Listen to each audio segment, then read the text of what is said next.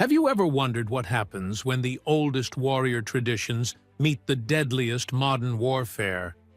What if I told you that sometimes the simplest idea, the one everyone calls stupid, becomes the difference between life and death for an entire battalion? Before we dive into this incredible story, I need your help. First, comment below telling me where you're from. Second, hit that subscribe button because this channel needs your support to keep sharing these secret stories that changed history. Now, let's uncover what really happened in the jungles of the Pacific. The island of Bougainville sat like a dark emerald in the Solomon Sea, its dense jungle canopy hiding secrets that would cost thousands of American lives in the winter of 1943. The morning mist clung to the trees like gossamer threads, and somewhere in that green hell, Japanese snipers waited with the patience of stone statues. They had turned the island into a killing field, and every American advance came at a terrible price. Private First Class Samuel Whitehorse stepped off the landing craft onto the black volcanic sand, his boots sinking into the beach as mortars screamed overhead. The Navajo code talker had been reassigned to the 3rd Marine Division after his unit suffered devastating losses at Tarawa. Around him, young Marines hit the beach running, their faces painted with determination and fear in equal measure. But Samuel carried something else in his expression, something the other soldiers couldn't quite identify. It was the look of a man who had seen this story before, told around fires under different stars, in a different time. The jungle swallowed them within minutes of leaving the beach. The temperature climbed past 100 degrees, and the humidity turned the air into soup. Every step forward was a negotiation with vines, mud, and an enemy that seemed to materialize from the trees themselves. The Japanese snipers were ghosts, invisible predators who struck without warning and vanished before anyone could return fire. By the 3rd day, Charlie Company had lost 11 men to sniper fire. The pattern was always the same. A single crack would split the air, and a Marine would drop, a neat hole through his helmet. The snipers aimed for the head, always the head. They were too skilled, too patient, and they never missed their first shot. The Americans couldn't spot them, couldn't pin them down, couldn't fight back against an enemy they couldn't see. Lieutenant Marcus Henderson gathered his squad leaders in a small clearing, their faces drawn with exhaustion and frustration. The maps spread across his knees showed their objective, Hill 347, still 5 miles of jungle away. At their current pace, accounting for casualties, they wouldn't reach it for another week, if they reached it at all. "We need a new approach," Henderson said, his voice tight with tension. "These snipers are bleeding us dry. Anyone have any ideas?" Sergeant Bill Morrison spat tobacco juice into the mud. "We've tried everything, Lieutenant. Smoke grenades, suppressing fire, advancing in short bursts. Nothing works. They wait, they watch, and when we move, they kill us." "What about counter-snipers?" another voice asked. "Already tried. Our boys can't spot them before they take their shot and relocate. These Japanese soldiers grew up hunting in forests. They know how to become invisible." Samuel Whitehorse had been sitting quietly on a fallen log, his helmet resting beside him. He turned it over in his hands, studying it with an expression that suggested he was seeing it for the first time, or perhaps remembering something very old. The other Marines barely noticed him. The code talkers were respected for their unbreakable communications, but in combat situations, they were often treated as support personnel, not front-line strategists. "Private Whitehorse," Henderson called out, noticing the Navajo soldier for the first time. "You have something to add?" Samuel looked up, his dark eyes meeting the lieutenant's gaze. For a moment, he seemed to be weighing something. deciding whether to speak or stay silent. Then he stood, picked up his helmet, and walked to the center of the group. "My grandfather told me a story once," Samuel began, his voice quiet but carrying in the humid air, "about how the Dene hunters would track mountain lions in the canyon country. The cats were smart, too smart to be hunted directly.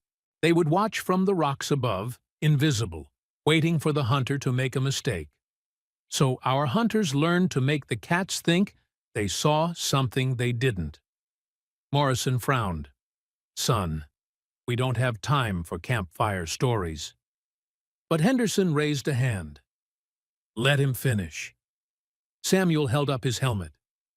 "The snipers aim for these. They shoot at movement, at the shape of a helmet moving through the jungle. What if we gave them targets that weren't targets? What if we made them waste their ammunition shooting at nothing?" "Decoys?" Henderson asked, leaning forward with sudden interest. "Not exactly," Samuel replied. He walked to the edge of the clearing and broke off a sturdy branch, about 4 feet long. Then he jammed his helmet onto the top of the branch and held it up. "We put our helmets on sticks and poles. We make them move through the jungle ahead of us, beside us, everywhere. The snipers see movement. They see helmets. They shoot. But they're not shooting at us. They're shooting at shadows." There was a long silence. Several Marines exchanged glances, and someone in the back snorted with suppressed laughter. "That's the stupidest thing I've ever heard," Morrison said flatly. "You want us to wave our helmets around on sticks, like we're in some kind of puppet show? Those snipers aren't idiots, Private. They'll see right through it." "Will they?" Samuel asked. "You said yourself they grew up hunting in forests. Hunters trust their instincts, their first impression. They see movement, they see a target, they shoot.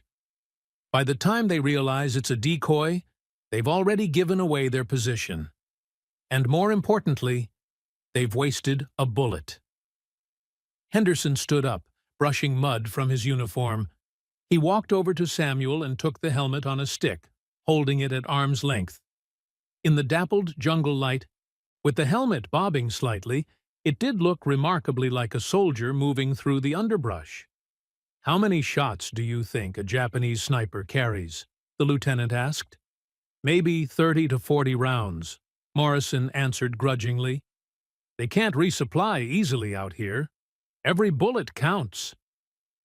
And if we make them shoot 3 times as many rounds as they normally would," Henderson continued, his voice gaining energy, "we drain their ammunition. We force them to relocate more often, which means more chances to spot them. We turn their greatest strength into their weakness." "Sir, with all due respect," Morrison interrupted, "this is ridiculous. We're United States Marines, not a traveling circus. What are the other companies going to say when they see us marching through the jungle with our helmets on sticks?" Henderson turned to face his sergeant, and his expression had hardened into something carved from stone. "Sergeant, what they're going to say is how the hell did Charlie Company stop losing men to sniper fire? Private Whitehorse, I want you to show every man in this company how to make these decoys. We implement this immediately." The word spread through Charlie Company like wildfire, and with it came a wave of skepticism that bordered on mutiny. Marines gathered in small groups, muttering about the stupid Indian trick, and wondering if the lieutenant had finally cracked under the pressure. Several squad leaders openly questioned the order, and at least one threatened to refuse. But Samuel moved through the company with quiet determination, showing each squad how to select the right branches, how to secure the helmets, how to move them in ways that mimicked human movement. Some Marines participated grudgingly, treating it like a joke. Others, particularly those who had lost friends to the snipers, were willing to try anything. Private Tommy Rodriguez was one of the skeptics. The kid from El Paso had joined the Marines 3 months after Pearl Harbor, dreaming of heroic charges and medals of honor. Instead, he'd found himself slogging through jungles, watching friends die to enemies he never saw. When Samuel approached his squad with the helmet decoys, Tommy laughed outright. "No offense, White Horse, but this is the dumbest thing I've ever seen. You really think professional Japanese snipers are going to fall for this?" Samuel didn't smile, didn't argue. He simply said, "Help me make one for your squad, Rodriguez. If it doesn't work, you can tell me I was wrong. Deal." Tommy shrugged and helped fashion 3 decoys for his squad. They looked absurd, like something children would make for a school play. But orders were orders, and the lieutenant had been clear. The next morning, Charlie Company resumed their advance toward Hill 347. But this time, they moved differently. Ahead of the main body, scattered through the jungle at intervals of 20 to 30 yards, helmet decoys bobbed and weaved through the vegetation. Marines crouched low, using branches and fallen logs to manipulate the decoys while staying concealed. To an observer watching from above, it looked like a much larger force was moving through the jungle, with soldiers everywhere.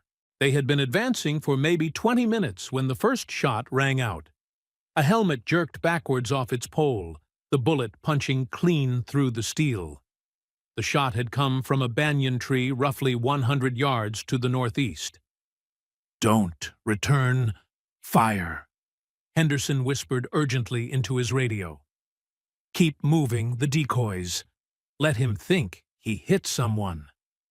Another shot from a different direction. Another helmet spinning away into the undergrowth. Then another.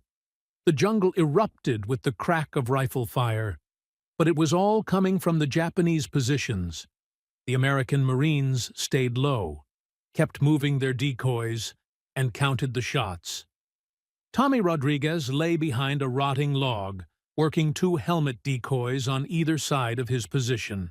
He watched in amazement as a sniper round smashed into the helmet to his left. The shooter was so close, Tommy could hear the metallic click of the bolt action as the sniper chambered another round.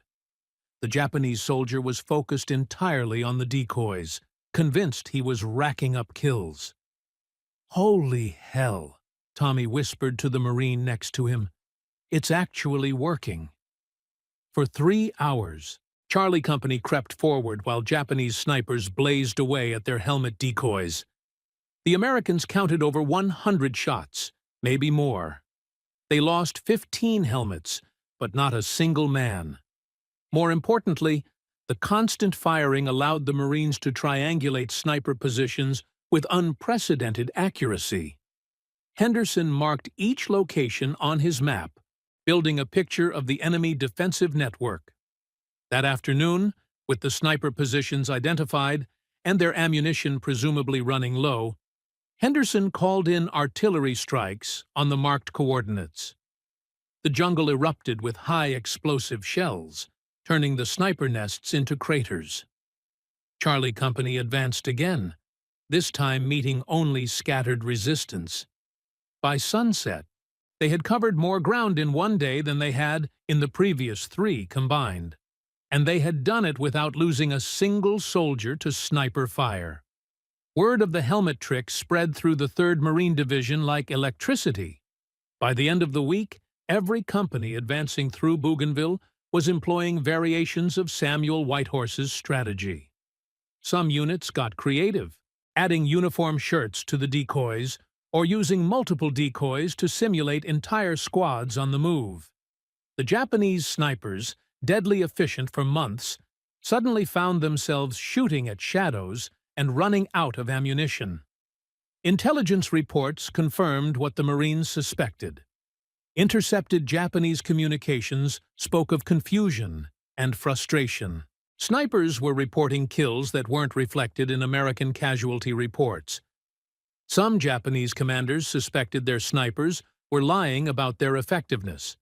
Others thought the Americans had developed some new form of armor that made headshots ineffective. None of them understood what was really happening until it was too late. But Samuel Whitehorse understood something that the military strategists and the Japanese commanders had both missed. He understood that every advantage contains the seeds of its own weakness. The Japanese snipers were too skilled, too confident in their abilities. They had been trained to trust their instincts, to shoot at movement without hesitation.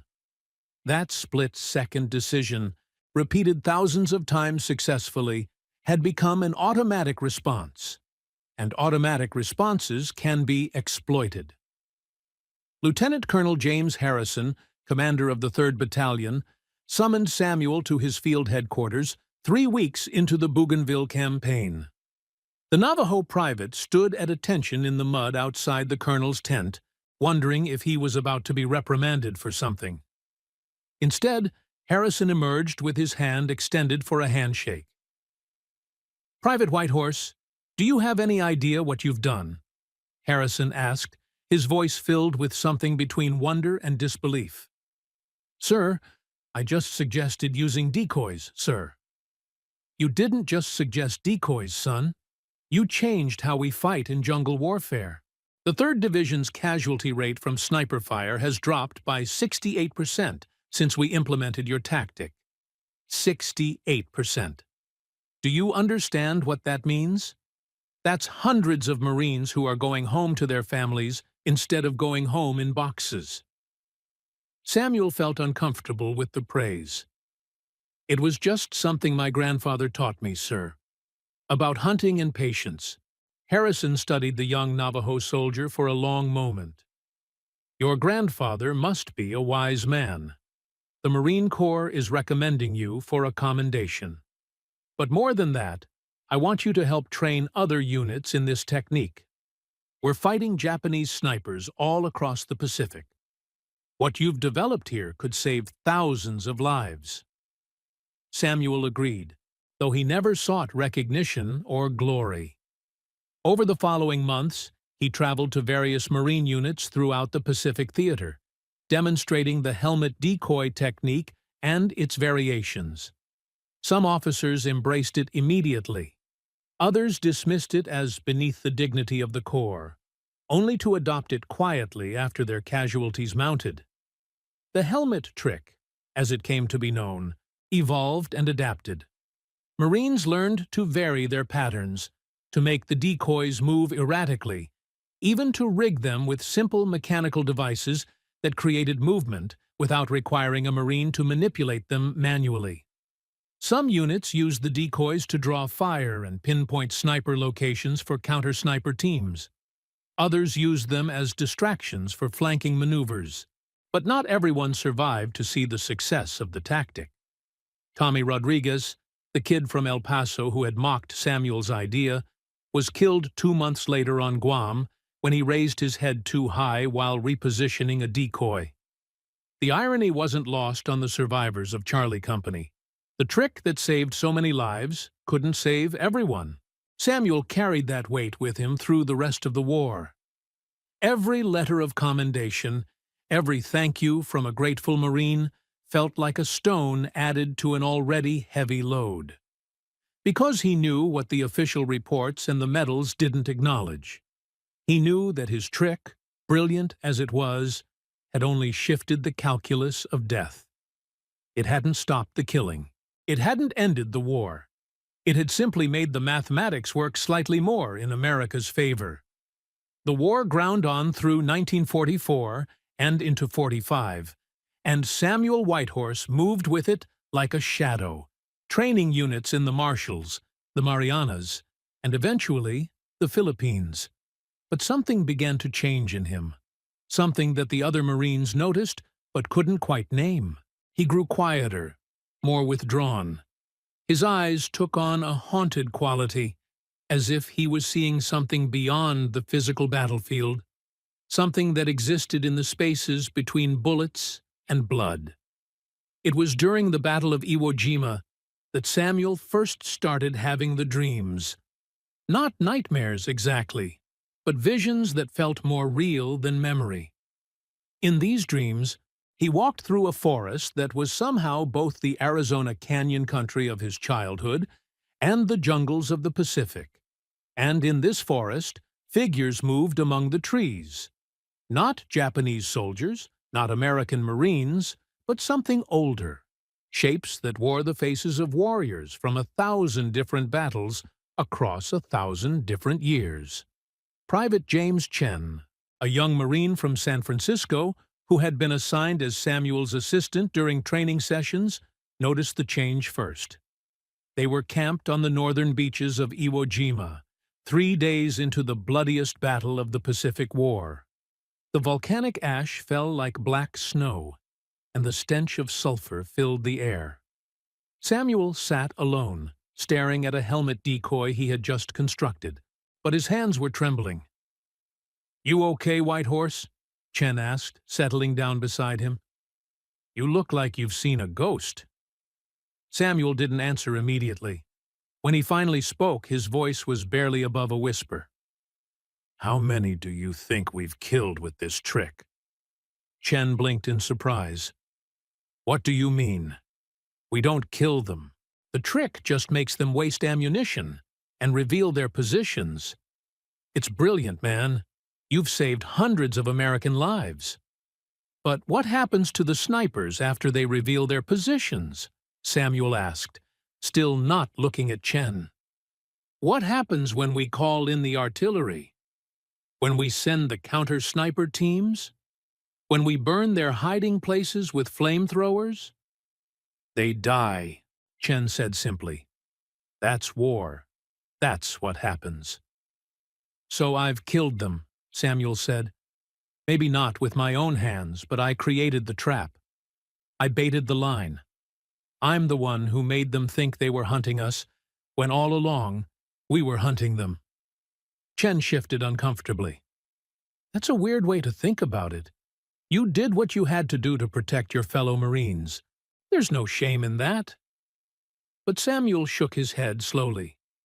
"In my culture, there's a ceremony you perform after you kill.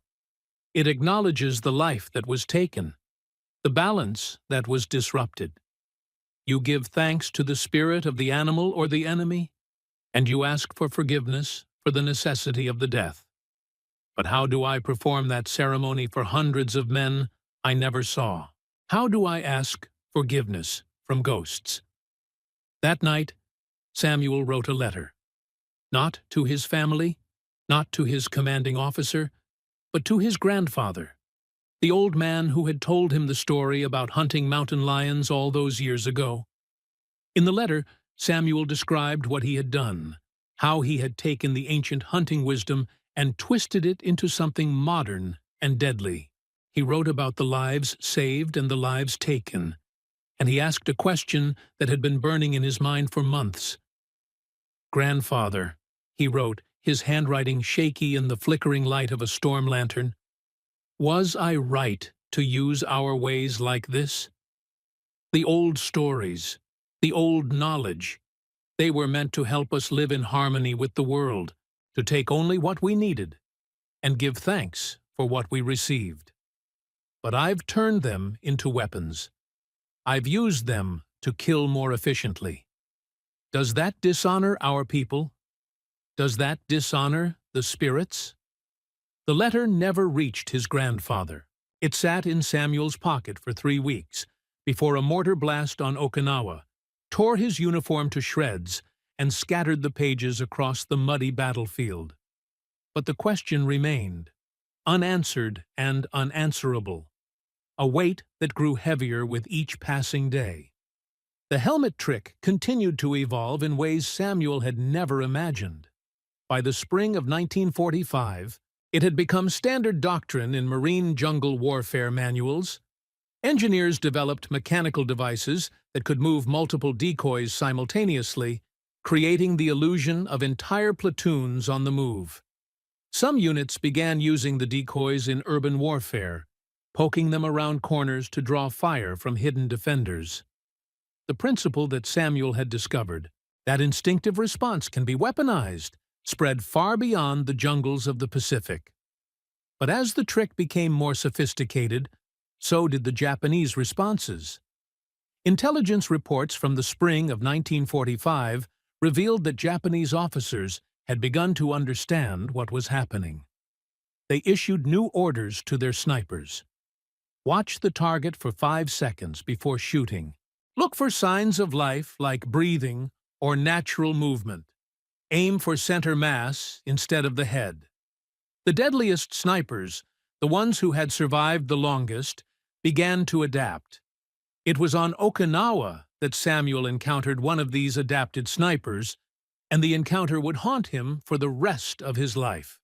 Charlie Company, or what remained of it after Iwo Jima, had been tasked with clearing a village called Kakazu, a collection of traditional Okinawan houses that the Japanese had transformed into a fortress. The village sat at the base of a ridge, surrounded by rice paddies and stone walls. Intelligence suggested there were at least 3 snipers operating in the area, but they had been unusually cautious, taking few shots and relocating constantly. Samuel was training a new group of replacements in the helmet decoy technique, young men fresh from the States who still had the look of children pretending to be soldiers. They set up their decoys around the perimeter of the village, moving them in the patterns Samuel had taught them, trying to draw out the snipers and map their positions. Nothing happened for hours. The decoys bobbed and weaved, mimicking the movement of advancing soldiers, but no shots rang out. The jungle remained eerily silent, as if holding its breath. "Maybe they've pulled back," suggested Corporal Mike Sullivan, a red-haired kid from Boston who had replaced Tommy Rodriguez as Samuel's unofficial assistant. "No," Samuel said quietly, his eyes scanning the village. "They're watching. They're learning." And then it happened. A single shot, impossibly fast and accurate, that didn't target a helmet decoy at all. Instead, it struck Private Danny Walsh in the shoulder just as he was repositioning his decoy from behind a stone wall. The bullet found the one moment when Walsh was exposed, the one instant when he had to stand up to move his equipment. The sniper had waited, watching the decoys, until he saw the human hand that controlled them. Walsh went down screaming, clutching his shattered shoulder. Corpsmen rushed forward, but Samuel remained frozen, staring at the spot where the shot had originated. Somewhere in those buildings, a Japanese sniper had just done exactly what Samuel had done months ago. He had turned the trap into a counter-trap. He had watched the hunters and learned to hunt them back. "Incoming fire!" someone shouted, and the village erupted with gunfire. But this wasn't random shooting. Each shot was calculated, precise, targeting the Marines who were manipulating the decoys rather than the decoys themselves. The Japanese had studied the American tactic, understood it, and developed a response. The helmet trick, the brilliant innovation that had saved so many lives, had just become a liability. Samuel found himself pinned behind a collapsed wall, bullets snapping through the air inches above his head. Around him, Marines were abandoning their decoys and scrambling for cover. The careful ambush they had planned had turned into a chaotic firefight. And somewhere in that chaos, Samuel heard something that made his blood run cold. Laughter. It was faint, almost drowned out by the gunfire and the screaming, but Samuel's ears caught it. High-pitched and mocking, coming from somewhere inside the village. Someone was laughing at them. Lieutenant Henderson, now a captain after his promotion on Iwo Jima, crawled over to Samuel's position. His face was covered in mud and blood from a gash on his forehead. "Whitehorse, we need to pull back and call in artillery. This position is too hot." "No," Samuel said, and the certainty in his voice surprised even himself. "If we pull back, they'll just relocate. We'll never find them. I need to go in there." "That's suicide. Those snipers are the best we've faced. They've figured out your trick." "Exactly," Samuel replied. which means I need to figure out their trick. Give me 30 minutes. If I'm not back, then call in the artillery and level the whole village." Henderson stared at him for a long moment, then nodded slowly. 30 minutes. Not a second more. Samuel moved through the village like smoke, using every skill his grandfather and uncles had taught him about moving unseen through hostile territory. He abandoned the helmet, abandoned his rifle, taking only a knife and a pistol. The laughter had stopped, but Samuel could feel eyes watching him, tracking his movement. The sniper knew he was coming. This had become something more than combat. It had become a contest of hunters, a test of skill that transcended nationality and war. The village was a maze of narrow alleys and traditional houses with paper walls. Bodies lay scattered in the streets, both American and Japanese, evidence of earlier fighting. Samuel moved past them without looking, his focus entirely on reading the terrain, searching for the telltale signs of a sniper's nest. He found it in the upper floor of what had once been a merchant's house. The signs were subtle, almost invisible, but Samuel had learned to see with more than his eyes. A slight disturbance in the dust on the stairs, a window screen positioned just so to provide cover while maintaining a clear field of fire. And that smell, the acrid chemical smell of spent gunpowder that hadn't quite dissipated. Samuel climbed the stairs with infinite patience, placing each foot with the care of someone walking on thin ice.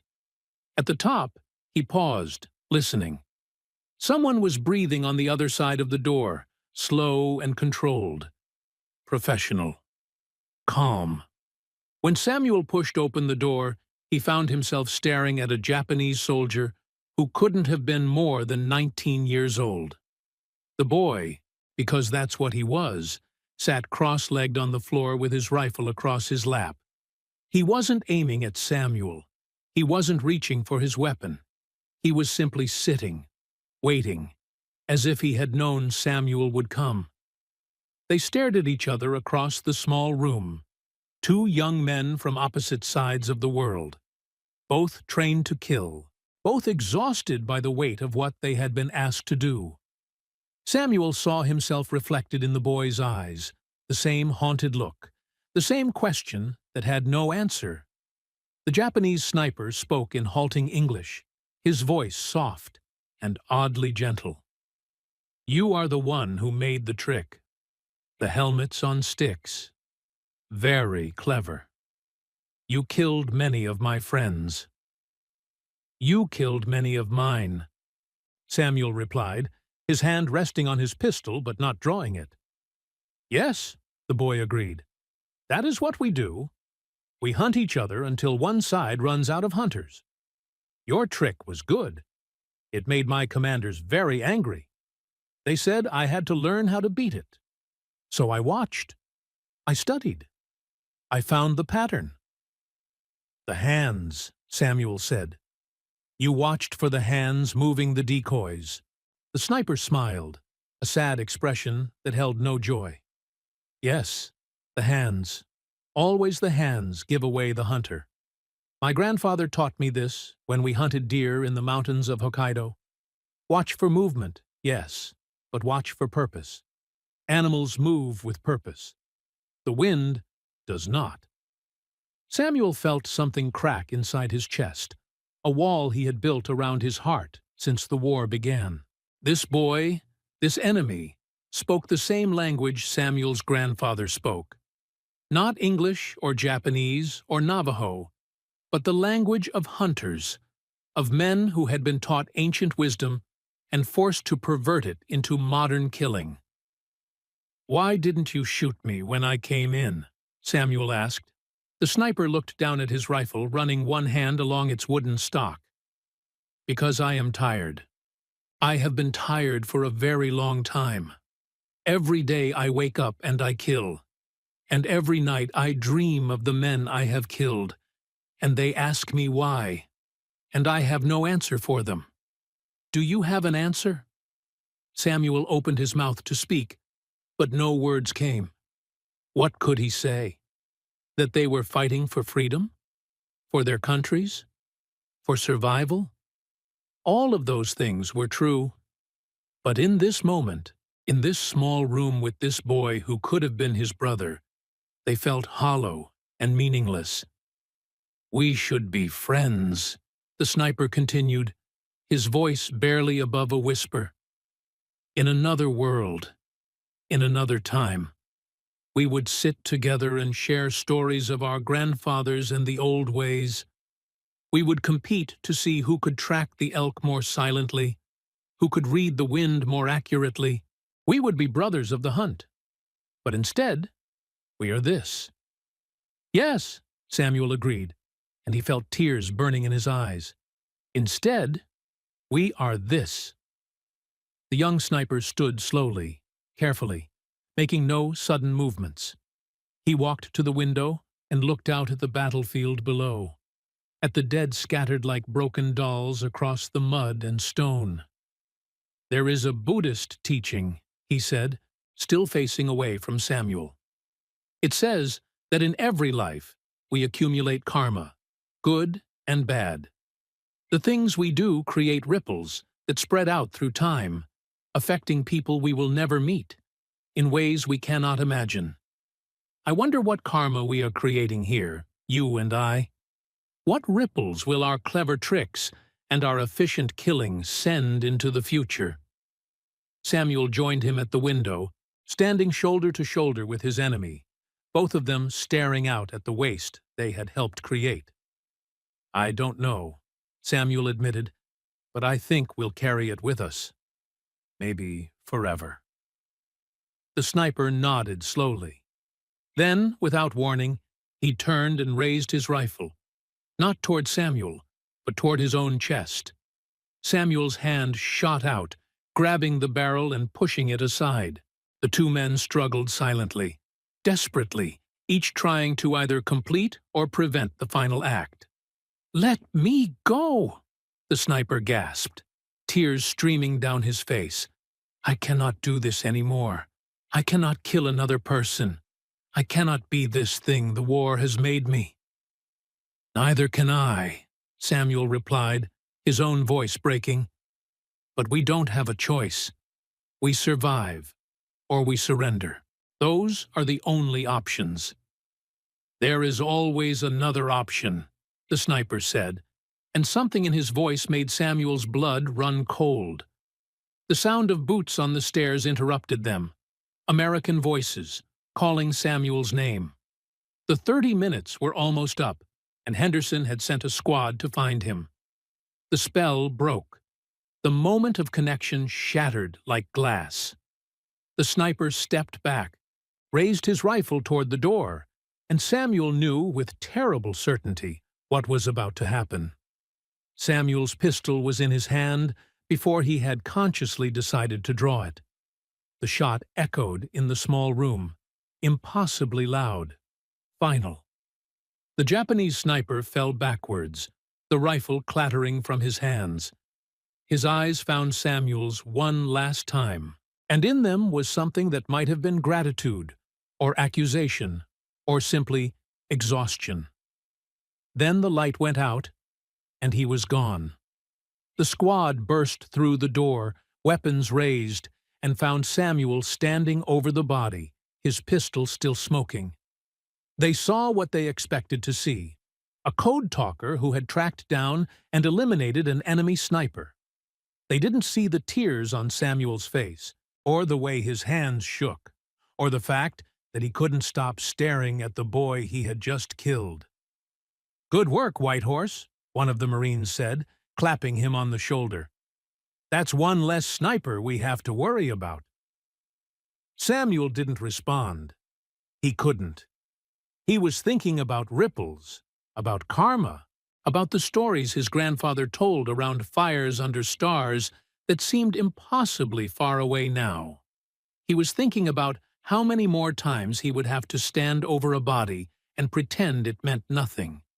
How many more times he would have to take the wisdom of peace and twist it into the practice of war. The Battle of Okinawa raged on for weeks after that day, and Samuel continued training Marines in the helmet decoy technique. But something had changed in him, something fundamental and irreversible. The other Marines noticed it. Henderson noticed it. Even the chaplain who tried to talk to Samuel about what he'd seen noticed it. "You're carrying something heavy, son," the chaplain said one evening as they sat on the beach, watching the sun set over the blood-stained waters. "Whatever it is, you don't have to carry it alone. That's what God is for. That's what faith is for." Samuel looked at the chaplain, this kind-faced man from Nebraska who believed that God had a plan, that everything happened for a reason, that faith could heal all wounds. "Chaplain," Samuel asked, "in your Bible, is there a story about a man who used his gifts to destroy? Who took something sacred and made it deadly?" The chaplain thought for a moment. "Well, there's Samson, who used his God-given strength to kill his enemies. Or David, who used his skill with the sling to defeat Goliath.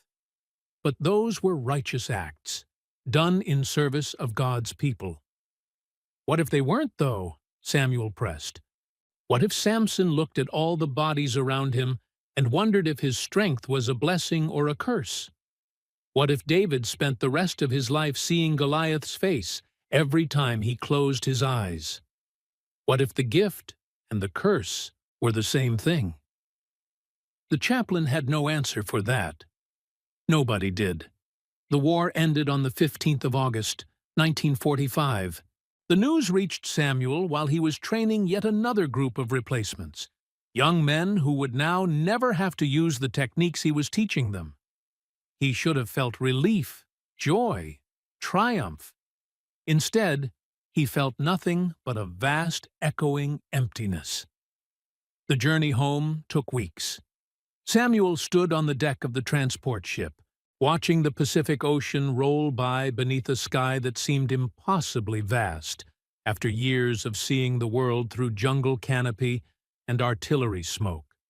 Other Marines celebrated around him, drinking contraband sake, singing songs, making plans for the futures they'd thought they'd never have. Samuel stood apart, silent, watching the water and wondering what was waiting for him on the other side. He returned to the reservation in the fall of 1945, stepping off a bus onto dusty roads that looked exactly as they had when he left. His mother was waiting, older now, her hair turned white. She took one look at his face and pulled him into her arms without saying a word. She knew. Mothers always know. His grandfather was there too, ancient and weathered, his eyes still sharp despite his 90 years. That evening, as the sun set over the canyon country, the old man led Samuel away from the house, away from the family gathering, away from the questions and the celebrations. They walked until they reached a high place, a rocky outcropping that looked out over miles of desert and stone. The old man sat down with a groan of old bones and patted the rock beside him. Samuel sat, and together they watched the sky turn from blue to purple to star-filled black. "Tell me," the grandfather said in Navajo, the old formal language of stories and ceremonies. "Tell me what you carry." And Samuel did. He told him everything, about the helmet trick and the thousands of lives it saved, about the Japanese snipers who died because of his cleverness, about the boy in Okinawa who spoke the language of hunters and wanted to die rather than continue the killing. He told him about the dreams, about the ghosts that followed him, about the question that burned in his mind every waking moment. When he finished, the sun had set, and the stars filled the sky like chips of ice. His grandfather sat in silence for a long time, so long that Samuel thought perhaps the old man had fallen asleep. But then he spoke, his voice quiet, but carrying in the desert air. The old stories teach us that every gift comes with a price. The coyote brought fire to the people, but he also brought chaos. The bear gave us strength, but also the capacity for rage. When you use a gift, you take on the price. That is balance. That is the way of things. But grandfather, Samuel said, his voice cracking, the price is too high. I saved American lives, but I killed Japanese soldiers. I used our wisdom, our sacred knowledge, to create a better way to kill. How can that be balanced? How can that be right? The old man reached out and placed a weathered hand on Samuel's shoulder. You ask questions that have no good answers. War has no balance. It is chaos, destruction, the breaking of sacred things. You did what you had to do to protect your brothers, your fellow warriors. That is honorable. But you also carry the weight of those you killed, even indirectly. That too is honorable. The fact that you ask these questions, that you feel this weight, that tells me you have not lost yourself to the war. Then why do I feel so lost? Because you have walked in two worlds now, the grandfather replied. The world of our people, where every life is sacred, and every death must be acknowledged, and the world of war, where death is counted in numbers, and lives are sacrificed for strategy. You cannot unknow what you know. You cannot unsee what you have seen. But you can choose how you carry it forward. They sat together until dawn, the old man and the young warrior, and between them passed a silence that held more communication than words could carry. When the sun rose, painting the desert in shades of red and gold, Samuel's grandfather performed a ceremony. It was old, older than memory, a ritual for warriors returning from battle. He sang in the ancient language, words that Samuel only half understood, calling to spirits and ancestors, asking for healing and balance and the strength to continue living. When it was done, the grandfather looked at Samuel with eyes that held both sadness and pride. The trick you created, it will outlive you. People will study it, teach it, use it in wars we cannot imagine. That is the nature of weapons. They do not disappear when the war ends. They evolve and spread. So the karma you spoke of with the Japanese boy, it is still being created. The ripples continue to spread. Then I'm responsible for all of it? Samuel asked, feeling the weight of those future deaths pressing down on him like a physical force. No, the grandfather said firmly. You are responsible for your choices, for your actions, for the intent in your heart. You did not create war. You did not invent killing. You found a way to protect your brothers using the wisdom you were given. What others do with that knowledge, how they twist it or expand it or pervert it, that is their karma, not yours. But you must never forget that the line between protection and destruction is thin as spider silk. And once you learn how to cross that line, you can never fully uncross it. Samuel returned to civilian life, but he never truly left the war behind. He worked various jobs on construction sites, in factories, always keeping his head down and his thoughts to himself. He married a woman from the Pueblo, a teacher named Maria, who understood without being told that there were parts of him that would always remain in the Pacific. They had 3 children, and Samuel taught them the old stories, but he never told them about the helmet trick or the clever way he had turned hunting wisdom into combat doctrine. The nightmares continued for years. Not every night, but often enough. In the dreams, he walked through endless jungles, finding helmets on sticks everywhere, thousands of them, millions of them, stretching to the horizon. And behind each helmet was a face. Sometimes Japanese, sometimes American, sometimes faces from centuries past or centuries future. And they all looked at him with the same question in their eyes. Why? In 1968, Samuel received a letter from the Marine Corps. They were preparing a new field manual on jungle warfare tactics, and they wanted to interview him about the development of the helmet decoy technique. They offered to fly him to Quantico, to honor him, to make sure his contribution was properly documented for future generations of Marines. Samuel burned the letter without answering, but he couldn't burn away the past. In 1973, a researcher from the Army War College tracked Samuel down, an earnest young captain who wanted to write a dissertation on innovative tactics developed by non-commissioned officers during World War II. The captain sat in Samuel's small living room, drinking coffee that Maria had made, asking questions with the enthusiasm of someone who had never seen combat, never killed anyone, never felt the weight of being clever at death. Your helmet decoy technique is still taught at every military training facility in the country, the captain said, his eyes shining with academic excitement. Did you know that? We've adapted it for urban warfare, for counter-terrorism operations, even for training police officers in hostage situations. It's considered one of the most elegant psychological warfare tactics ever developed by an American soldier. Samuel stared at his coffee cup, watching the ripples spread across the dark surface from the trembling in his hands. I didn't develop it for psychology or warfare. I developed it to stop my friends from dying. Yes, of course, the captain said, not really listening, lost in his theoretical analysis. But the beautiful thing is how you identified the fundamental human instinct, the automatic response pattern, and exploited it.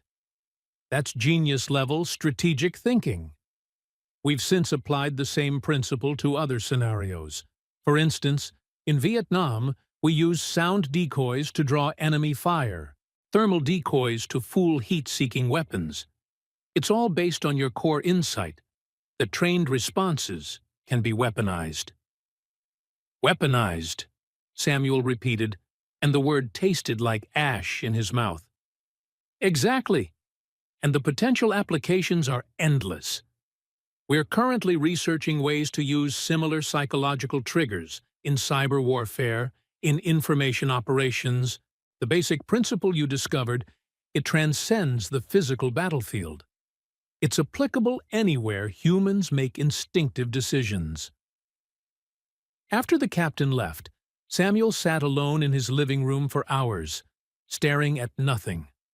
Maria found him there after sunset, still sitting in the dark.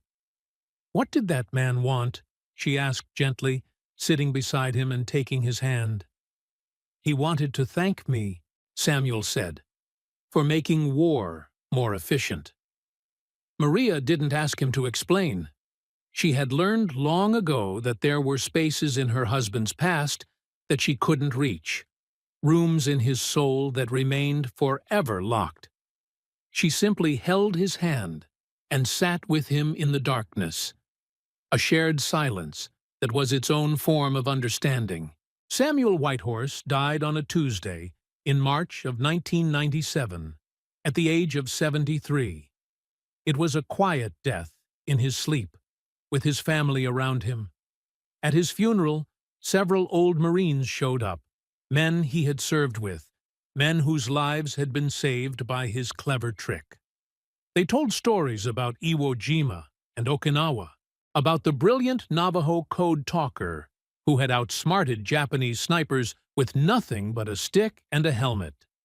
But none of them knew about the other story, the one Samuel had never told, about the young Japanese sniper who had outsmarted the outsmarting, who had found the pattern within the pattern, about the choice Samuel had to make in that small room overlooking the battlefield, and the weight he carried from that moment forward. Samuel's grandson, a boy named James who had his grandfather's eyes, asked him once, years before the end, what the war had taught him. Have you ever wondered what it takes to become a ghost on the battlefield? Invisible to the enemy, yet deadly beyond measure? What kind of person can remain motionless for days, breathing so slowly their chest barely moves, waiting for that one perfect shot that could change the course of history? Before we dive into this incredible story, I need your help. Comment below where you're watching from right now, and if you haven't subscribed yet, please do it now. This channel depends on you to keep bringing these hidden stories to light. Stories the world tried to forget. Stories that need to be told. In the winter of 1943, deep within the classified archives of the United States Marine Corps, there exists a file that has never been fully declassified. The folder is marked with a simple designation, Shadow Wolf. Inside that folder lies the documentation of what military historians would later call the most effective sniper operation in the entire Pacific theater of World War II.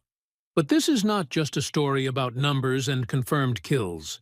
This is a story about a man who moved through the jungle like smoke, who understood the language of wind and leaves better than any textbook could teach, and who carried with him a secret that would haunt the American military establishment for decades. His name was Joseph Blackfeather, though that was not the name his mother gave him at birth. Born in 1921 on the Navajo Nation Reservation in northeastern Arizona, Joseph grew up in a world that existed between two realities.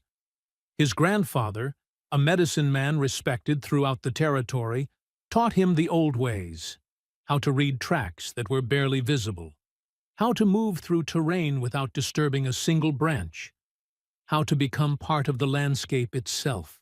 But Joseph also attended the government boarding school, where they tried to strip away his language, his culture, his very identity. By the time Pearl Harbor was attacked on December 7, 1941, Joseph was 20 years old and working as a hunting guide in the mountains near Flagstaff. He spoke 3 languages fluently: Navajo, English, and Spanish. He could track a deer through snow that had fallen 3 days prior. He could shoot a rifle with accuracy that made veteran hunters shake their heads in disbelief. And when the recruitment officers came through his town looking for young men to join the fight, Joseph walked into that office with a quiet determination that would come to define his entire military career. They almost rejected him, not because of his skills, but because of his heritage. The military in 1942 was still deeply segregated, still operating under assumptions about race that seem incomprehensible today. But someone in that recruitment office saw something in Joseph Blackfeather. Maybe it was the way he held himself. Maybe it was the intensity in his eyes. Or maybe it was simply that they needed bodies, and Joseph had a body that could fight. He was assigned to the Marine Corps and sent to Camp Pendleton in California for basic training. The drill instructors expected him to fail. They expected him to break under the pressure, to wash out like so many others. Instead, Joseph excelled in ways that made them uncomfortable. He could outmarch men who had been training for months. He could shoot better than the instructors themselves. And most unnervingly, he could disappear. During training exercises, he would simply vanish into the terrain, only to reappear hours later, having completed objectives that were supposed to be impossible for a single soldier. His fellow Marines didn't know what to make of him. Some respected his abilities. Others resented him, calling him names that would not be acceptable to repeat today. But everyone agreed on one thing. When Joseph Blackfeather was on your side, you felt safer. When he was against you, even in training, you felt watched, hunted. It was during an advanced reconnaissance course that a visiting intelligence officer noticed Joseph's unique skill set.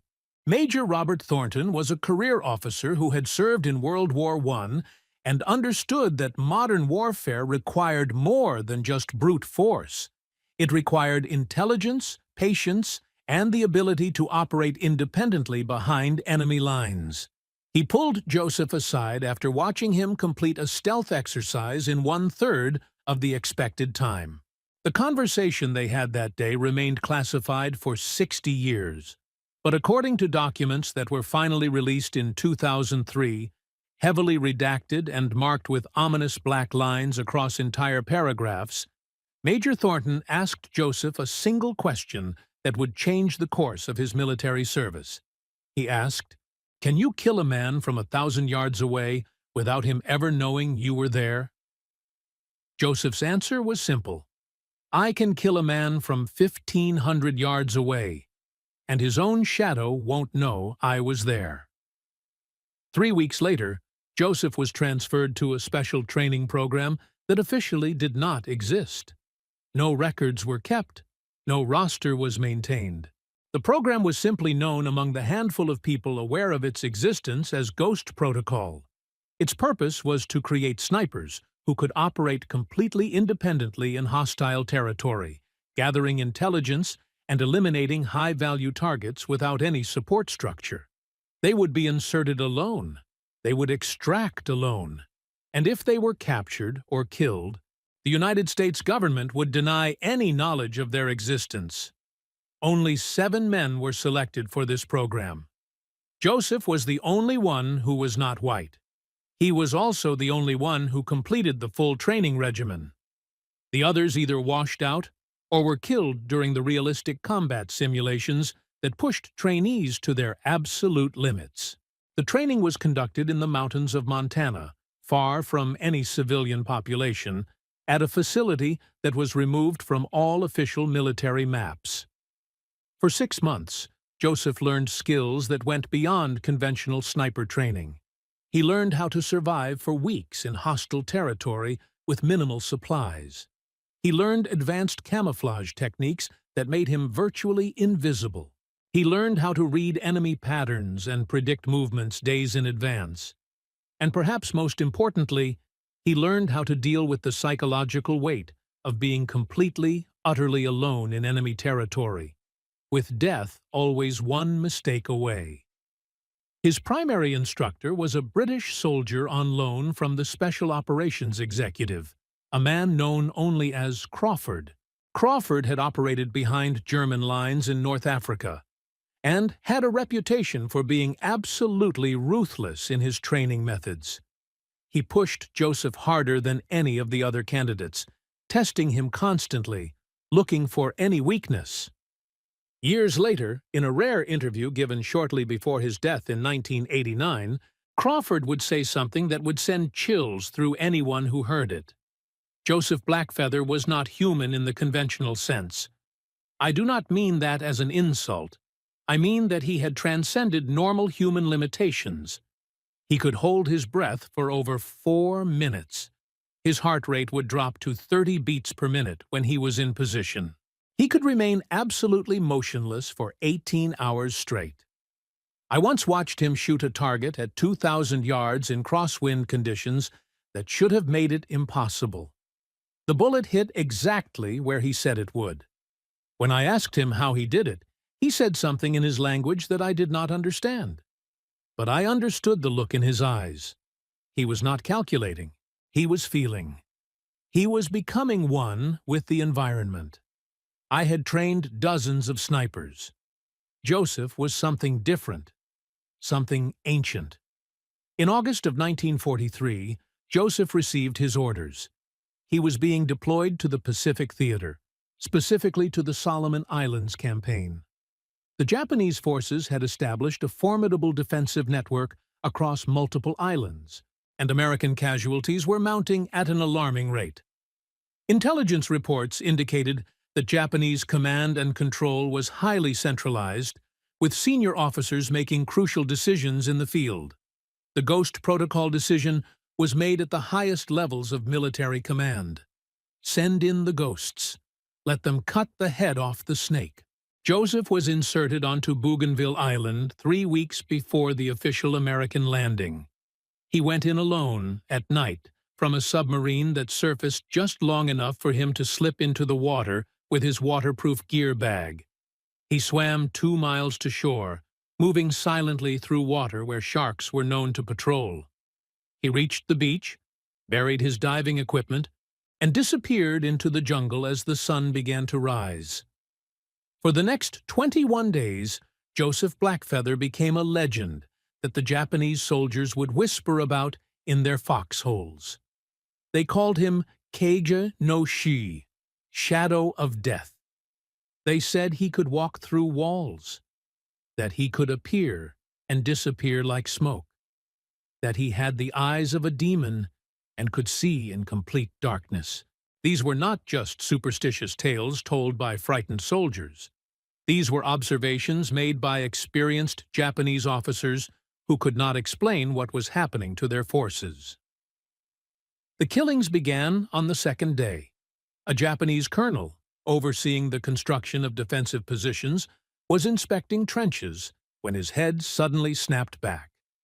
He fell without a sound. No one heard the shot. No one saw a muzzle flash. The soldiers around him scattered in panic, but there was nothing to shoot at. No target to engage. Just the jungle, silent and watching. The death was initially attributed to a random accident, perhaps a ricochet from somewhere else on the island. But then it happened again, and again. Over the course of 3 weeks, 17 Japanese officers and high-value targets were eliminated in this manner. Each death came without warning. Each shot was perfectly placed, and each time there was no trace of the shooter. Japanese forces became paralyzed with fear. Officers refused to leave their bunkers. Command and control began to break down as paranoia spread through the ranks. Joseph later documented his methodology in a debriefing report that would become legendary within military sniper schools. He wrote in clinical, precise language that somehow made the descriptions even more chilling. He described how he would identify a target, then spend up to 3 days observing their patterns, learning their routines, understanding their psychology. He would position himself in locations that seemed impossible. High in trees, buried under leaves and debris, submerged in swamps with only his eyes and rifle barrel above water. He would take the shot from distances that other snipers considered unrealistic, accounting for wind, humidity, the curvature of the earth itself at extreme ranges. But the most disturbing part of his report, the part that made career military officers uncomfortable, was when he described the mental state he entered while on mission. He wrote, "I do not think in English during operations. I do not think in any language that can be written down. I return to something older, something that my grandfather taught me but I cannot fully explain. I become part of the land. The wind tells me where to shoot. The trees show me where to hide. The birds warn me when danger approaches. To the enemy, I am a ghost. But to the land, I am home." Military psychologists who reviewed this report were deeply concerned. They debated whether Joseph was experiencing some form of dissociative state, whether he was psychologically fit to continue operations. But the results were undeniable. His missions were succeeding beyond any reasonable expectation. So they made the decision that would haunt them for decades. They sent him back out, again and again. Between August 1943 and October 1944, Joseph Blackfeather conducted 11 separate solo missions across the Pacific Theater. Official military records credit him with 73 confirmed kills of high-value targets. Unofficial estimates, based on Japanese documents captured after the war, suggest the number was closer to 130. But numbers alone cannot capture the impact of his operations. Japanese military communications, intercepted and decoded by American intelligence, showed a pattern of increasing psychological warfare effectiveness. Soldiers were deserting. Officers were requesting transfers. Entire units were becoming combat ineffective, not because of casualties, but because of fear. Fear of the shadow sniper who could kill anyone anywhere, at any time. His 11th and final mission began in October 1944. He was inserted onto Leyte Island in the Philippines, with orders to eliminate a specific target. A Japanese general known for his brutal efficiency and his ability to coordinate devastating counterattacks. Intelligence indicated this general would be visiting frontline positions to personally inspect defenses before an expected American assault. This was the highest value target Joseph had ever been assigned. Success could save hundreds, possibly thousands of American lives. Joseph went in as he always did, alone, silent, prepared for anything. But this time, something was different. This time, he was not the only hunter in the jungle. The Japanese had learned. After months of losing their best officers to an invisible enemy, they had finally begun to adapt. They had brought in their own specialists, counter-snipers trained in the mountains of Hokkaido, men who understood patience and stillness just as Joseph did. Men who had been hunting since childhood in forests where one mistake meant death. The Imperial Japanese Army had identified the pattern of shadow of death killings and had deployed a response team specifically designed to find him, track him, and eliminate him. Joseph sensed something was wrong within hours of his insertion.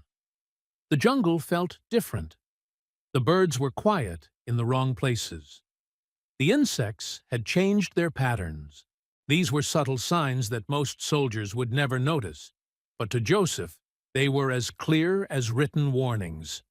Someone else was moving through this territory with skill. Someone who knew how to hide their presence almost as well as he did. He spent the first 2 days not hunting, but watching, observing, learning. He identified at least 3 separate positions where enemy counter-snipers had established hides. They were good. Their camouflage was excellent. Their discipline was impressive. They moved only at night, and even then, barely. But they had made one critical mistake. They were hunting him using logic and tactics. They were thinking like soldiers, like trained snipers. Joseph was not thinking at all.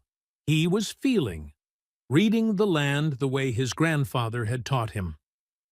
On the 3rd day, he made his move. He circled wide around the area where his target, the Japanese general, was known to be headquartered. He moved through a swamp that the Japanese had deemed impassable, submerging himself completely for hours at a time, breathing through a hollow reed, his rifle wrapped in waterproof canvas. It took him 14 hours to cover 3 miles. When he emerged on the far side, he was covered in leeches, and his skin was wrinkled from prolonged water exposure. But he was now behind the Japanese defensive lines, in a position they would never expect. He found his hide in the remains of a bombed-out church, a Spanish colonial structure that had been destroyed in earlier fighting. The bell tower still stood, precariously, and from its shadow, Joseph had a clear line of sight to the Japanese command post nearly 1,800 yards away. He settled in, and he waited. For 3 days and 2 nights he did not move from that position. He did not eat. He barely drank. His body temperature dropped. His heartbeat slowed to a rhythm that seemed impossible for a living human. He became stone. He became shadow.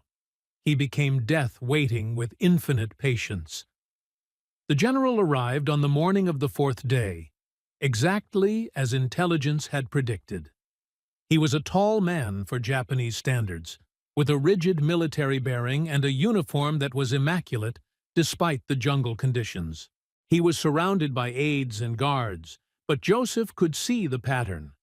Every 6 minutes, there was a 3-second window when the general would be relatively exposed as he moved between buildings. It was not much, but it was enough. Joseph waited for the wind. He waited for his breathing to align with the rhythm of the earth itself. He waited for that moment when everything became perfectly still. when the universe itself seemed to pause. And then, with a gentleness that contradicted the violence of what was about to happen, he squeezed the trigger. The bullet traveled for just over 2 seconds. It covered 1,843 yards, dropping 67 feet from its initial trajectory, compensating for wind that was gusting at 8 miles per hour from the northwest. It struck the Japanese general precisely in the center of his chest, penetrating his heart and exiting through his back. The general fell without a sound, dead before he hit the ground. The chaos that followed was immediate and absolute. Soldiers scattered. Officers screamed orders. The entire compound went into lockdown. But Joseph was already moving. He had started his extraction before the bullet even reached its target, knowing that he had perhaps 90 seconds before counter-sniper teams would begin triangulating the shot based on sound and trajectory. He descended from the bell tower using a rope he had prepared days earlier, dropped into the rubble below, and disappeared into the jungle in a direction that no logical military thinker would choose. He moved directly toward the Japanese lines, into the area where they would least expect him to go. For the next 6 days, Joseph Blackfeather conducted what military historians would later call the most remarkable evasion in the history of modern warfare. He was being hunted by over 300 Japanese soldiers, including specialized tracking units, and the same counter-sniper teams that had been deployed to find him. They had dogs. They had local guides who knew the terrain. They had air support flying reconnaissance patterns overhead. And yet, Joseph moved through their search grid like a ghost passing through walls.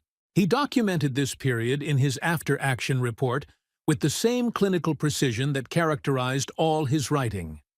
He described hiding in a mass grave for 11 hours while Japanese soldiers searched within 10 feet of his position. He described stealing food from enemy supply depots, taking only small amounts that would not be immediately noticed. He described the psychological warfare he conducted, leaving signs that would unnerve the searchers. A rifle cartridge placed carefully on a rock. A symbol drawn in the mud that meant nothing to the Japanese, but would make them waste hours trying to interpret it. A Japanese soldier's helmet found hanging from a tree branch, empty, with no body nearby. But it was what he wrote on the 7th day that would cause the most controversy within military circles. On that day, Joseph encountered one of the Japanese counter-snipers face to face. The man had been good, very good, and had tracked Joseph to a ravine where Joseph had been resting during the heat of the day. According to Joseph's report, they saw each other simultaneously, both reaching for their weapons at the same instant. Joseph was faster, but just barely. What happened next violated every military protocol. Joseph did not immediately extract. Instead, he spent 2 hours observing the body of the man he had killed. He searched through the soldier's personal effects, reading letters written in Japanese that Joseph could not understand, but could interpret through the photographs attached. This was a man with a wife, 2 children, a father who was a Shinto priest. The Japanese sniper had been 26 years old, only 3 years older than Joseph. He had been trained at an elite military academy. He had won marksmanship competitions, and he had died in a ravine in the Philippines, hunting a man he had never met, for reasons that probably made less sense to him than they did to Joseph.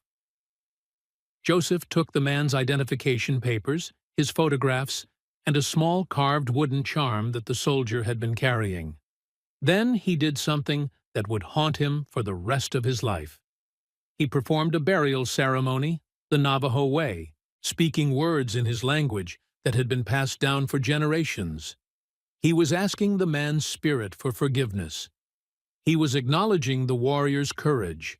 He was recognizing the terrible waste of what they were all doing in this jungle, killing each other for empires and ideologies that neither of them truly understood or controlled, When he finally reached the extraction point 8 days after the assassination, he was 23 pounds lighter than when he had been inserted. He had contracted malaria. He had multiple infected wounds. He was dehydrated and suffering from exhaustion that went beyond the physical. The submarine crew that picked him up barely recognized him as human. One sailor would later recall that Joseph looked like something that had crawled out of a grave, something that was more death than life. He was taken to a military hospital in Australia where he spent 6 weeks recovering. During this time, military intelligence officers debriefed him extensively.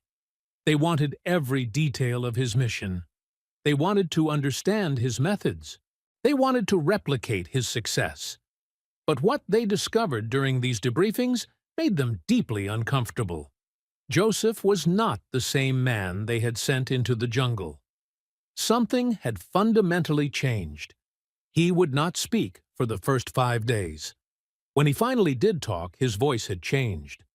It was quieter, more distant, as if he was speaking from somewhere very far away. He described his missions with technical accuracy, but there was no emotion in his words. No pride, no satisfaction, just a flat recitation of facts. The intelligence officers noted this in their reports. Subject appears dissociated. Possible psychological break. Recommend evaluation before any future deployment. But the evaluation never happened. Because while Joseph was recovering, something occurred that would change the entire trajectory of the war in the Pacific. American intelligence intercepted communications from multiple Japanese units across different islands, all reporting the same phenomenon. Shadow snipers. Not just one, but dozens, hundreds. Killing with impossible accuracy from impossible distances. Officers were refusing to leave bunkers. Entire companies were becoming combat ineffective due to psychological stress. Japanese military command was in chaos, issuing contradictory orders, unable to determine if they were facing a coordinated sniper campaign or if their own soldiers were suffering from mass hysteria. The truth was both simpler and more disturbing than anyone realized. There was still only one Joseph Blackfeather, but his legend had grown so large, so terrifying, that the Japanese military had begun attributing every unexpected death, every unexplained casualty, to the shadow of death. He had become more than a soldier. He had become a myth, a ghost story that was breaking the morale of an entire military force. Senior officers in the American military recognized the strategic value of this psychological operation. They made a decision that Joseph himself was never fully informed about. They began a disinformation campaign, deliberately leaking false intelligence about a whole unit of Native American snipers operating throughout the Pacific. They created fake radio traffic about shadow wolf teams. They planted stories with embedded journalists about mysterious killings behind enemy lines. They turned Joseph Blackfeather into a weapon that existed as much in the minds of the enemy as on the battlefield.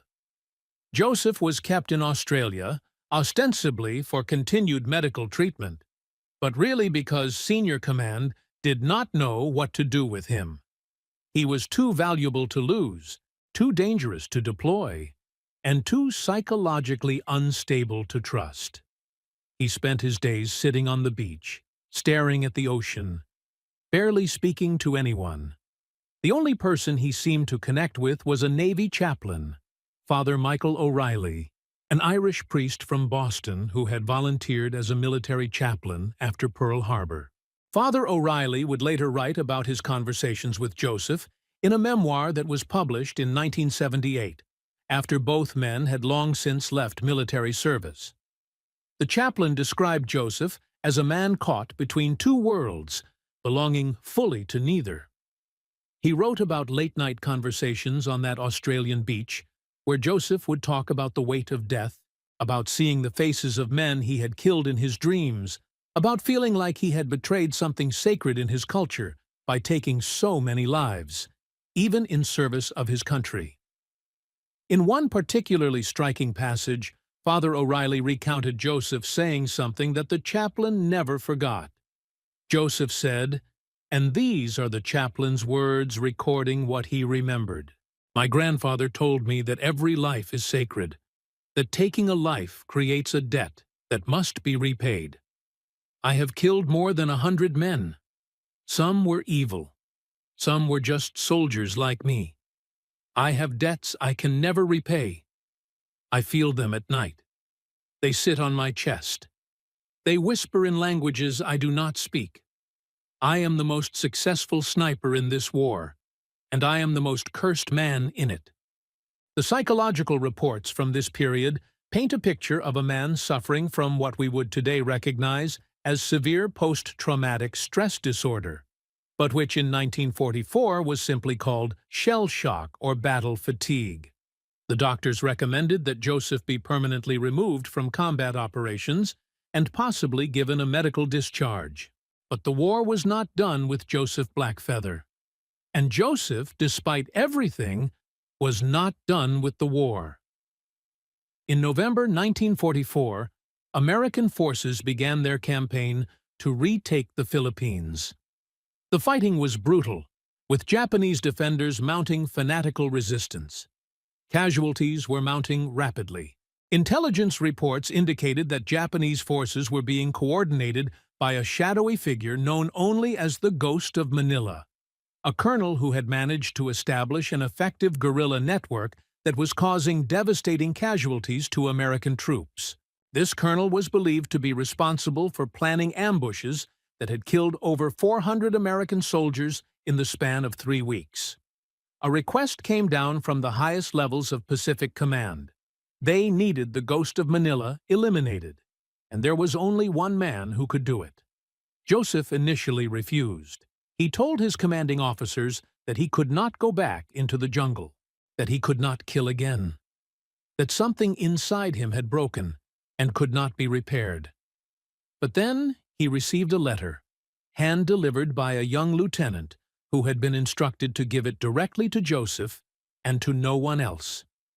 The letter was from a Marine corporal named Daniel Whitehorse, a Navajo code talker who had served in several campaigns and whose brother had been killed in one of the Ghost of Manila ambushes.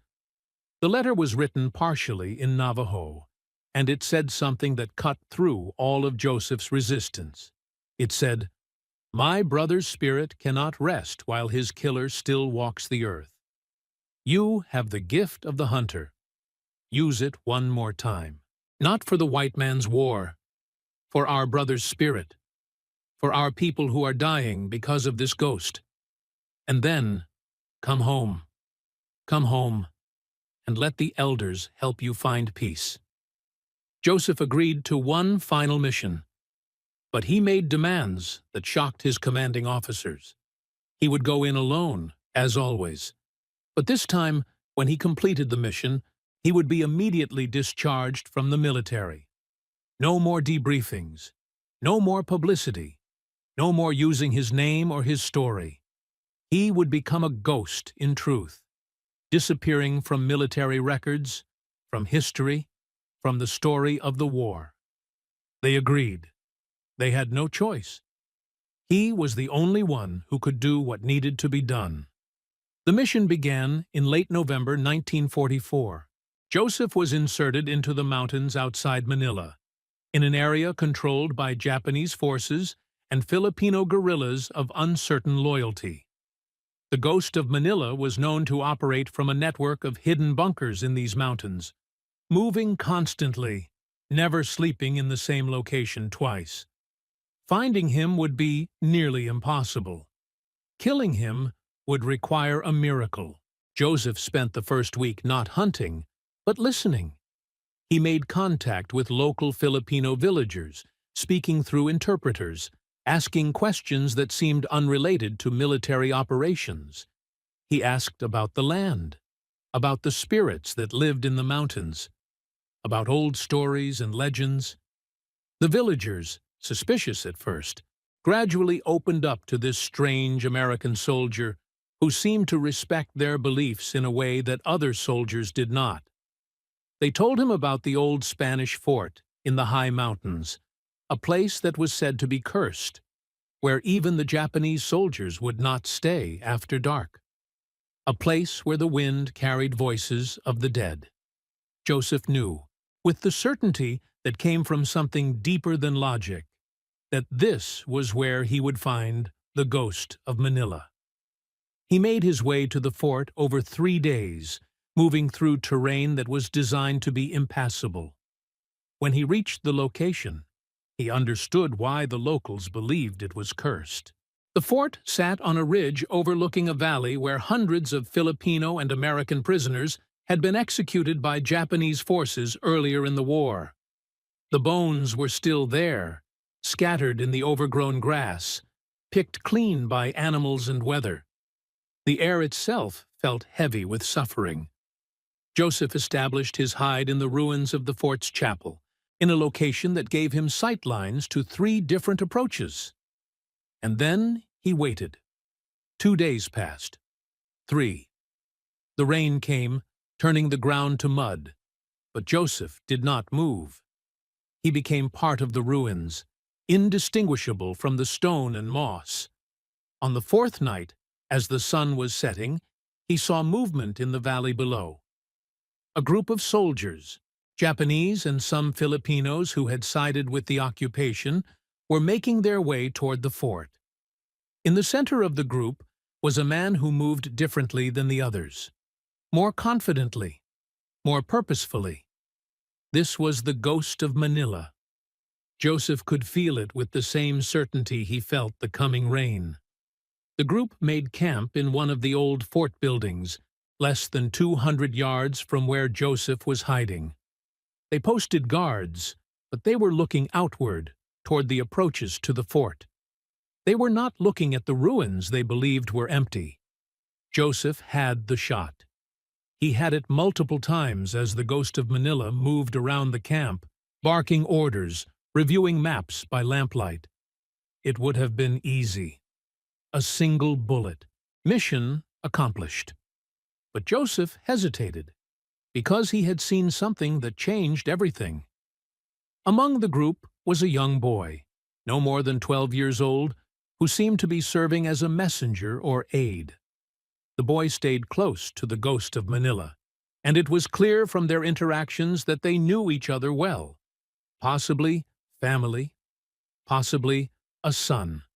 Joseph's orders were clear: eliminate the target. The presence of a child in the vicinity was not mentioned in the mission parameters because it was assumed that any child in a military camp was either a combatant or collateral damage. But Joseph, lying in those ruins, surrounded by the bones of the executed, could not bring himself to take the shot while the boy was present. He told himself he would wait for the right moment, wait for the boy to move away. But deep down, he knew he was questioning something more fundamental. He was questioning whether he had the right to create another orphan, another cycle of violence and revenge, another spirit that would haunt him in his dreams. The night deepened. The camp settled down. Guards were posted. The ghost of Manila retired to a tent. The boy went with him. Joseph waited through the entire night, his finger on the trigger, his mind at war with itself.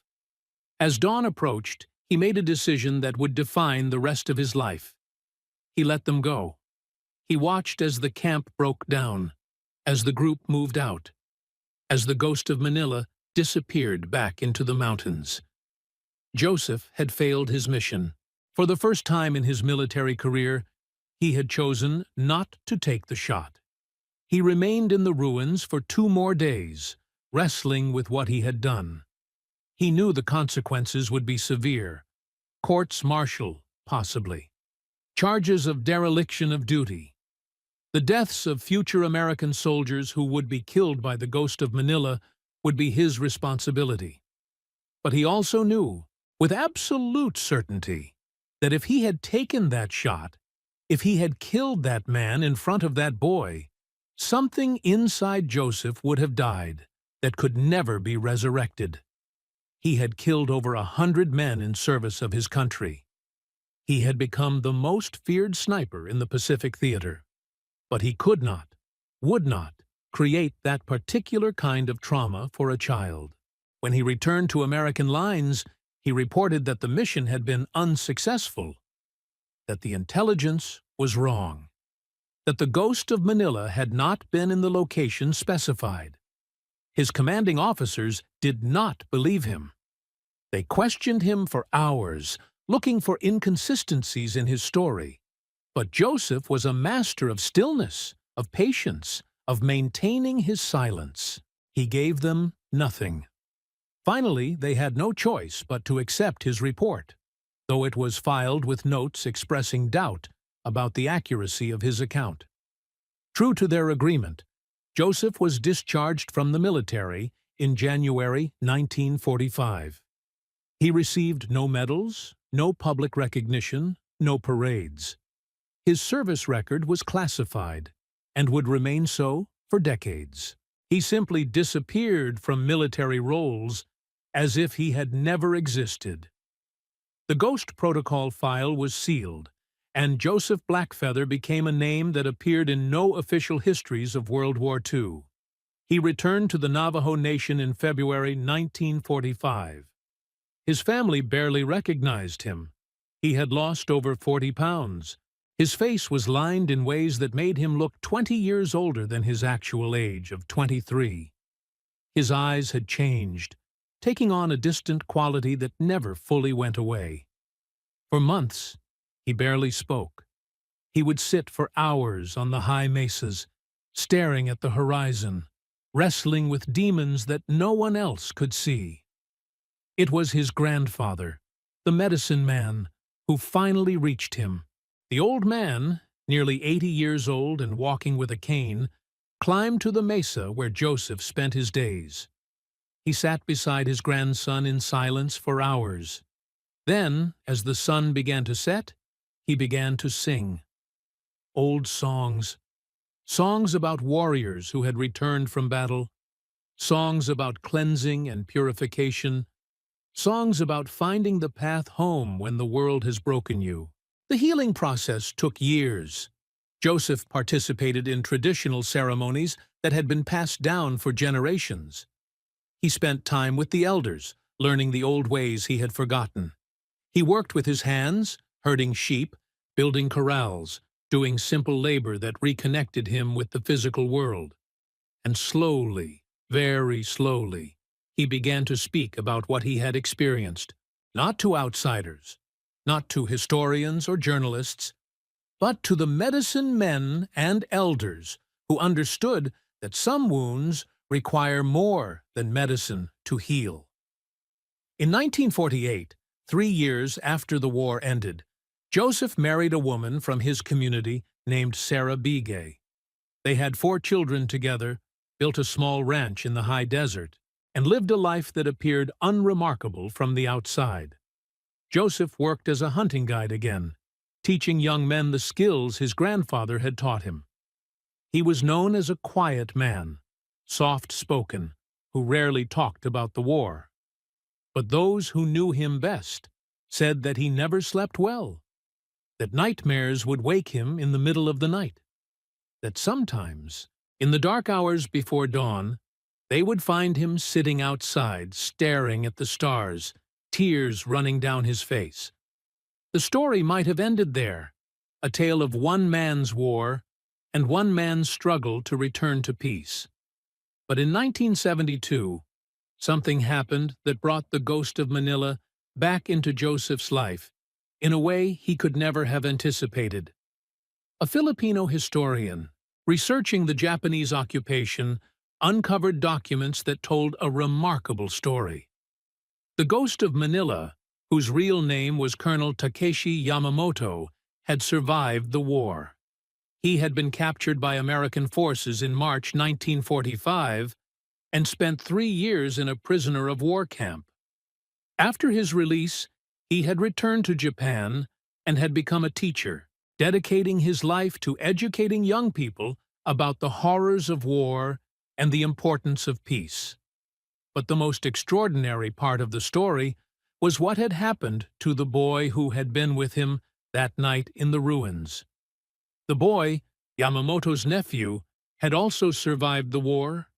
He had become a Catholic priest, working in the poorest communities of the Philippines, helping war orphans and victims of violence. In interviews, Father Juan Yamamoto spoke about his uncle's transformation after that night in the fort. He said that Colonel Yamamoto had returned to camp that morning changed, as if he had seen something in those ruins that had shaken his faith in the war. Within weeks, Yamamoto had begun sabotaging his own operations, providing subtle intelligence to Filipino guerrillas who were working with American forces, and ultimately ensuring that when he was captured, no one in his command was killed. The Filipino historian tried to track down who had been in the fort that night, who might have been the sniper that Yamamoto later said he felt watching him, judging him, and ultimately sparing him. The trail led eventually to classified American records, to the Ghost Protocol, and finally to a name: Joseph Blackfeather. The historian wrote a letter to Joseph in 1973, asking if he would be willing to share his story, to provide his perspective on that night. Joseph never responded to that letter. He never spoke publicly about his wartime service. When journalists occasionally found him and asked about his role in World War II, he would simply say that he had served his country and prefer not to discuss the details. But Father O'Reilly, the Navy chaplain who had befriended Joseph in Australia, wrote in his memoir that Joseph had shared with him, shortly before the chaplain's death in 1976, what had truly happened in those ruins. The chaplain wrote that Joseph had said, "I went to that fort to kill a man.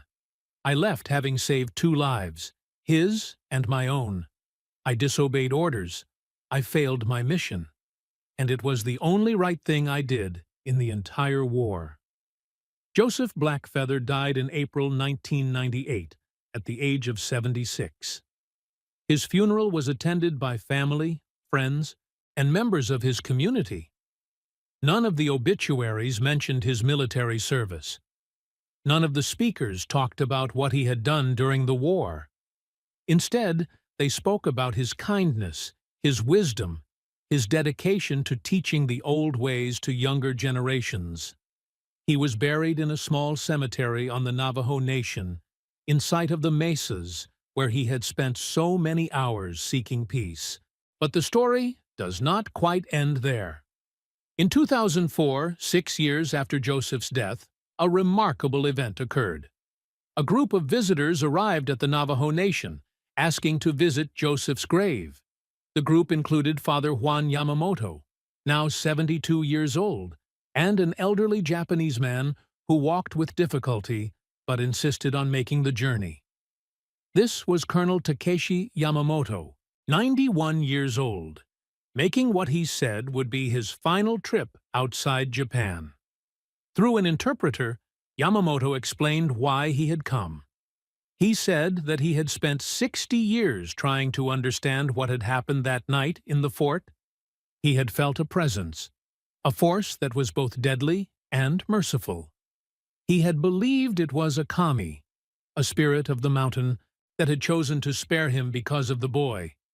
But after reading the Filipino historian's work, after learning about Joseph Blackfeather, he had come to understand it was not a spirit.